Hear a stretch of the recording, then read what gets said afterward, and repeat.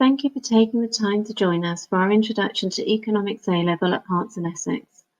I'm Mrs. Runacres, the current subject leader for Economics and Business. Hopefully this virtual induction lesson will answer some of the questions that you have and help you decide whether economics is the right A-Level for you. The team is going to be changing in September. There's going to be a new subject leader, details of whom are on the slide, and another subject teacher also. As you can see, Mr. Turner is an experienced, well-qualified teacher, and he got a clear thumbs up from our student panel when he was interviewed in school earlier this year. The other new member of the team is Mr. Kendrick, who is a former subject leader of Business and Economics at Herts and Essex and will be returning as a teacher. Now the course from the perspective of a former student. Hi, I'm Helen and I did my Economics A-Level at Herts and Essex in 2019. I did further maths and chemistry alongside my Economics A-Level. I initially chose to do Economics A-Level because it was something a bit different to what I'd done before. It was something new, and I wanted to understand a bit more some of the terminology they use in the news to do with stuff that I didn't understand, and just to be able to gain a perspective of the world based on from an economics viewpoint that I had no knowledge of before.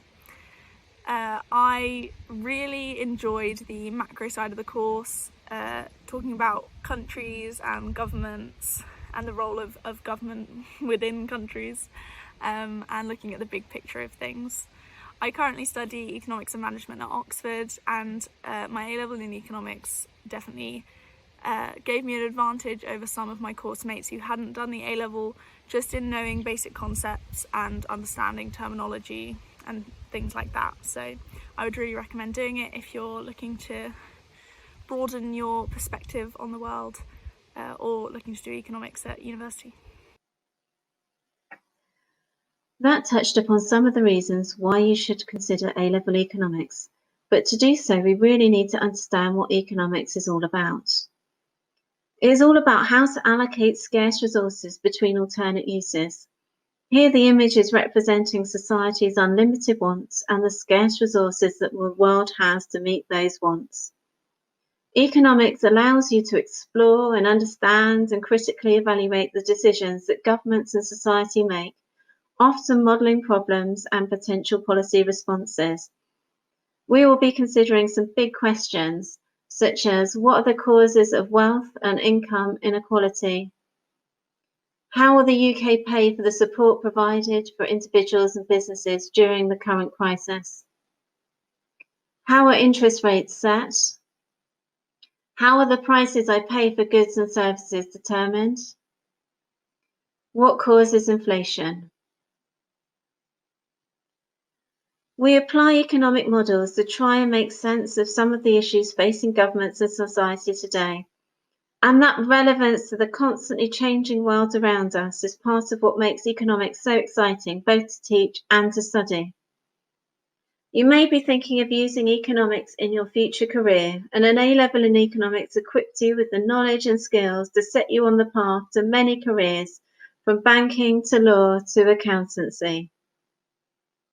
Some of the courses chosen by our 2019 leavers are on the slide and illustrate the variety of future career paths possible.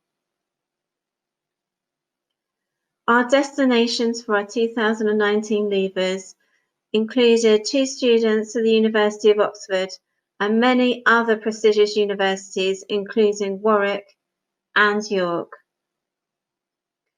The skills acquired are transferable to whatever future steps you choose. For those of you wanting to succeed at interview and assessment centres for sought-after university and apprenticeship places, the ability to think critically and the awareness of current world issues you get from studying economics will help set you apart. In terms of the course, it comprises 2 key elements, micro and macroeconomics. Microeconomics is focused on individual consumers, firms and industries, whereas macroeconomics focuses on the economy as a whole. You will study both micro and macroeconomics each year, with the first year building an understanding of basic economic principles such as the laws of supply and demand. The second year builds on that understanding, focusing on different market structures in microeconomics and international economics in macro. The course is examined in 3 two-hour exams with a mix of short answer and essay questions. Now it's your turn. This is a tutor-to-you designed activity that I often use for my first economics lesson, as it focuses on the basic economic problem of how to allocate scarce resources amongst competing needs. Here, the scarce resources are the hospital's kidney dialysis machine, and the competing needs are the patients requiring that dialysis. You need to decide how the patients should be prioritised. Please pause the video while you complete the task and make sure that you note down all the factors that you have taken into account when making your decision. Press pause now. You will be glad to know that there is no right or wrong answer. Whilst you may have taken into account some or all of the factors on the slide, there are many others that you may have considered. You may have also placed more emphasis on some factors than others. If there was a room full of students, I doubt if you would all come to the same conclusion. It is often the case in economics that there is not a clear right or wrong answer, as long as you are showing an accurate understanding of the underlying economic theory. For example, you can model a situation using economic theory and then critically evaluate that theory, questioning assumptions and using evidence that would suggest in practice a different outcome would arise. I hope that this video has given you a bit more of an understanding of what economics at Herts and Essex would be like, and I hope you will choose to join us in September. So what we're going to do now is we're just going to take you through a little bit in terms of what are the next steps really in terms of being fully ready in terms of being an A-level economist in a few months' time.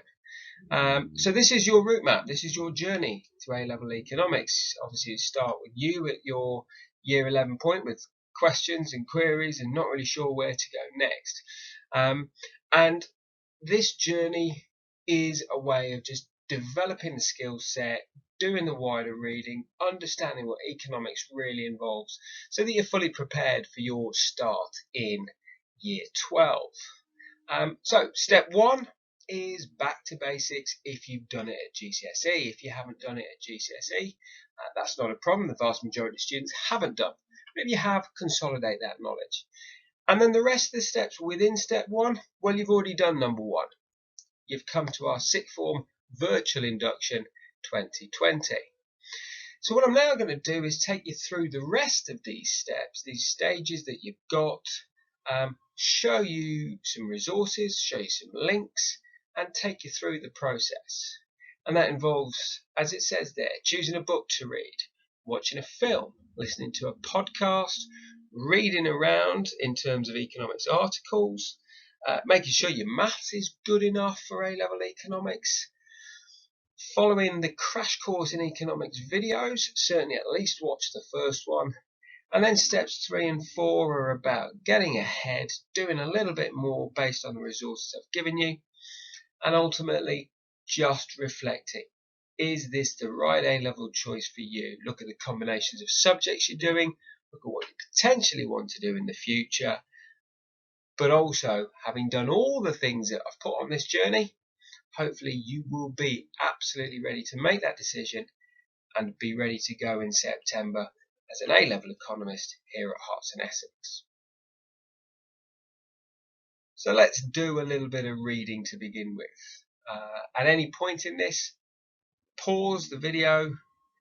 The links are on the screen, as well as some other hints and tips that are here.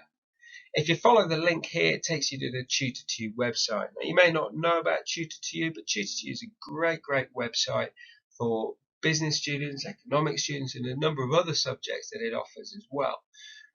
They've got a recommended reading list for A-level economists, a few of which I've put on the screen here. Dambisa Moyo's Dead Aid, I think, is a really, really great book. And Dambisa Moyo is a fantastic author.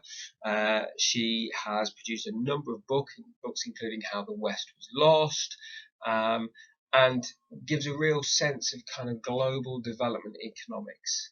And then the other books that are on the screen here are there to kind of get you thinking a little bit more about what you understand about economics, but also challenging economic theory. And I think that's a really, really important thing that you get out of this.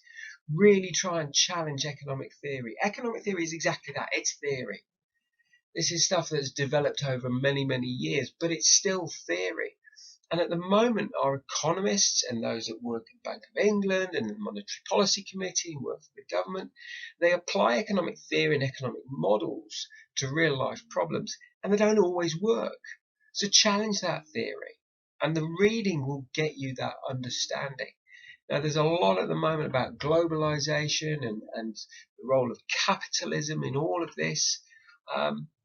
But we also know that capitalism has brought a huge amount of inequality. It's been brilliant in so many ways. It's lifted millions out of extreme poverty. But there is always a but. There are downsides to capitalism, and that idea of globalization. And the bottom left-hand corner, you've got the grave new world. And there's a lot of talk about the moment about the end of globalization. And actually, is globalization really slowing down and people becoming, and countries becoming, a lot more insular? So there's a lot here. Pick a couple of books, get some reading done. Okay, you've done a bit of reading. Now time to kick back and watch an economics-based movie. But we're not going to actually watch an economics movie. What we're going to watch is movies that teach us about areas of economics that we really feel, actually, this is pretty important. Mary Poppins, bizarrely enough, is a great film to look at the idea of confidence. The economy, for all its rational, logical kind of decision making that takes place, actually there's something called animal spirits, a phrase coined by Keynes. Now, Keynesian economics is a really important part of modern day economics, but he talks very much about this idea of confidence and gut instinct. And banking is all about confidence, and you can see that through Mary Poppins. A Full Monty, an amazing film, talks about unemployment, and in this case structural unemployment, the decline of the steel industry in Sheffield. Charlie and the Chocolate Factory is about the value of the welfare state, whereas Wall Street, the classic Wall Street in 1987, very much this sense of corporate business and the role that they play in the economy. So there's your link to The Guardian, the list of a number of movies that you could possibly watch, and it just teaches you a bit about economics and capitalism. So furthermore, on the theme of just absorbing information and taking on as much as you can, the Economics in 10 podcast series, lots and lots of different podcasts in there. This one I really, really liked. This was in season 2. This is about Sir Arthur Lewis. As it says on the screen there, he's the first black man to win the Economics Nobel Prize, the first black man to be a professor of any university and in any field in the UK. And actually, The Economist is largely seen as the first major thinker in the field of development economics. Now, you learn about Lewis's two-sector theory, and Lewis's two-sector theory is a crucial part of development economics. As with all theories, it has its failings, but certainly something that you will study in your economics course, especially in year 2, when we look at global economics and the role of development economics. So again, stick your AirPods in, listen to a podcast, absorb some more information. Now you've absorbed that information, let's have a bit of challenge. So The Curious Economist, fab little website, lots of economic articles from around the world designed for you as students. So it's economic news for you as students. So it's broken down in a way that makes it easily accessible. And then there's a number of questions afterwards. Test your knowledge, challenge your thinking. But do this in advance of the course. Get a sense of the way in which questions on the subject might be phrased, the types of topics that you might want to look at. And this one specifically that I've got on the screen, this is nice because it's bang up to date. The UK government is borrowing over £200 billion to fight COVID-19. But where's that money come from? And how are we going to pay it back? Because we will have to pay it back. And what happens if we try and pay it back too early? Do we stick taxes up in order to pay it back? But if we put taxes up to pay it back, does that create another recession because no one spends?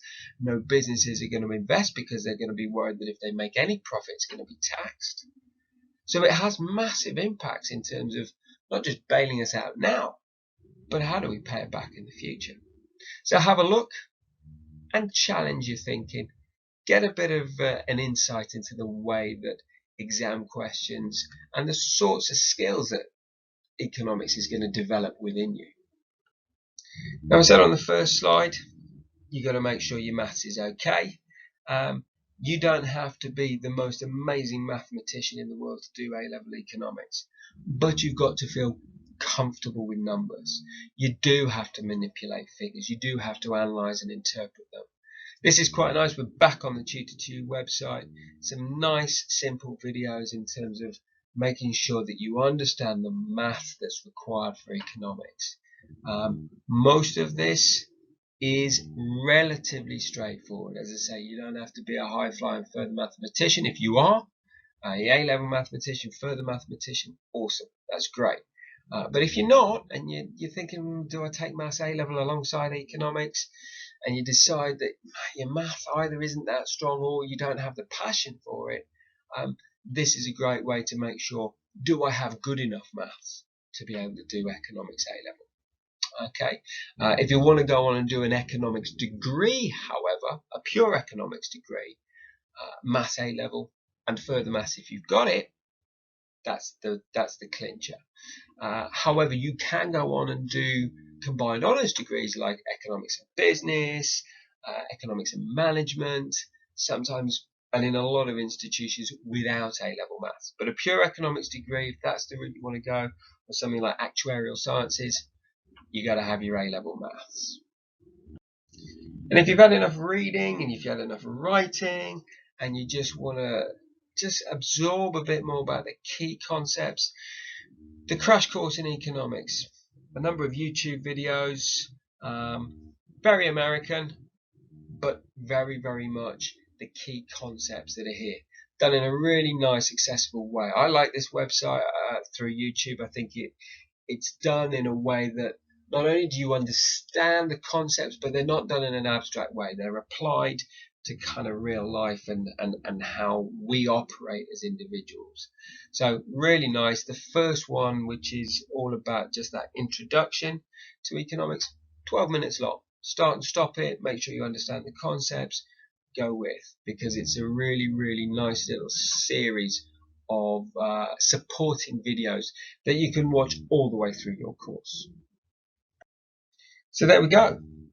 A number of different resources, a number of different things that you could investigate, that you can look at. This video takes you through that journey. It's a journey from year 11. Am I thinking about economics? Am I sure about it? What do I know about it? Is it all about the study of money? Is it going to make me rich? Is it something that I need if I work up in the city? Common questions that people think, well, the economy is just about money. If it's the study of money, and that's great. Well, yeah, we'll look at money, but money's not everything when you come to the economics. Is it about just the government and the role of the government? Well, in some countries, the role of the government is much greater than in other countries. In some countries, we have a much bigger private sector. The private sector, where we've got this idea of private ownership of assets. You can keep your profit, you can keep your wages, you can reinvest it and grow. Whereas in other economies, there's a much bigger state intervention, there's a much bigger state role in the economy, and actually then, things like nationalised railways and nationalised industries means that the government has a big part to play in the running of it. But overarching all of that is government policy. Government policy about jobs, about growth, about standards of living, about the environment and the fact that if we continue to use up all our resources now, there isn't going to be an economy of the future, because there will be what we call the tragedy of the commons. It's such an exciting subject. There is so much here. And right now we are living through something that is going to be part of future economics courses for students studying the subject. It's going to be written into the specification. In your current spec, you've got to look at the global financial crisis of 2008. You've got to look at the Great Depression of the 1930s. Future economists will be looking at coronavirus of 2020. What you're living through right now and the economic response to it, and the trade-off between public health and economic health, and where governments lie with both of those. There is no better time to be an economist. So jump on board, do the background, get your head around all the sort of concepts and the pre-thinking, get yourself prepared, and we look forward to seeing you in September being an economist at Herts in Essex.